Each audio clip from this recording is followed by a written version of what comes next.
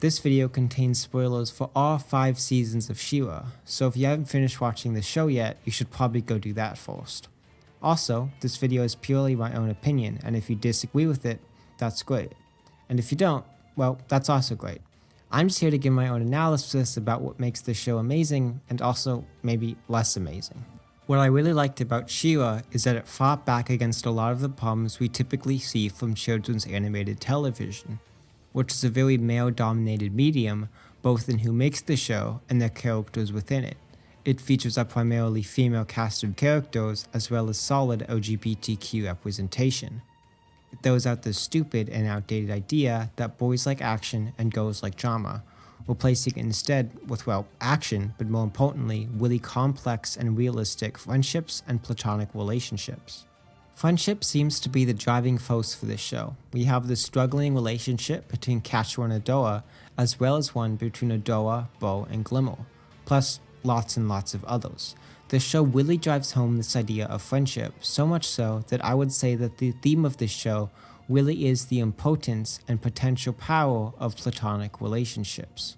That is, until the finale. Don't you get it? I love you! I always have! So please, just this once, stay! After I watched the first 2 episodes of She-Ra, I knew that Catra was going to get a redemption arc, and she and Adora were going to go from enemies to lovers. I've done enough reading, writing, and watching in my time to know that's where Catra's character was going, so I was just watching to see how it would happen. And frankly, I was impressed with Catra's character arc, as well as her journey from enemies to lovers with Adora. From just a plot and character standpoint, I have no objections to Catra and Adora's romantic relationship. In fact, I think it's really cool to see a well-written lesbian relationship in a kids show. And I hope it becomes a bigger step for LGBTQ representation in children's media. But I still kinda have a problem with this reveal of the true feelings for each other, and that's that it shifts the thematic idea of the show. If the thematic idea that this show is exploring is friendship and platonic relationships, which I personally feel that it is, then what does it say to your audience when in the finale, the climax, the most important moment of the show, friendship isn't what saves the world, but rather the reveal of one's true romantic feelings for another is what saves the world? I think one could definitely argue that that shifts and alters the original meaning and theme of the show. Although I predicted the relationship, I felt that there was a much bigger focus on the friendship between these 2 characters than any sort of romantic relationship. But I think that the finale shifted away from that idea at the most important moment, and in turn really shifted the main theme of the show. I really wanted to see a theme along the lines of platonic relationships are just as strong or even stronger than romantic relationships, but the finale kind of threw that idea away. Now, I'm going to be an optimist and say that Catra's coming out to Adora is supposed to have the same effect as a really good plot twist. Now, I don't think that it is a quote plot twist, but I think in many ways it has the same effect. A plot twist completely changes the meaning of every event or most events that have happened before it. In a sense, it reveals what really happened. A good example of this would be Gravity Falls, in which the reveal of Uncle Ford and his relationship to Grunkle Stan completely changes the meaning of some of the episodes that have come before it. Through this, we are shown the true explanation of what has happened, as well as a new theme for the episodes.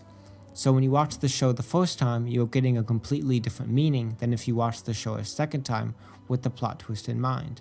You are viewing it with a different perspective. I think She-Ra does something similar, and we can liken this to Catra's coming out to Adora. It might not be a technical plot twist, but I think in some ways it changes the meaning of the show.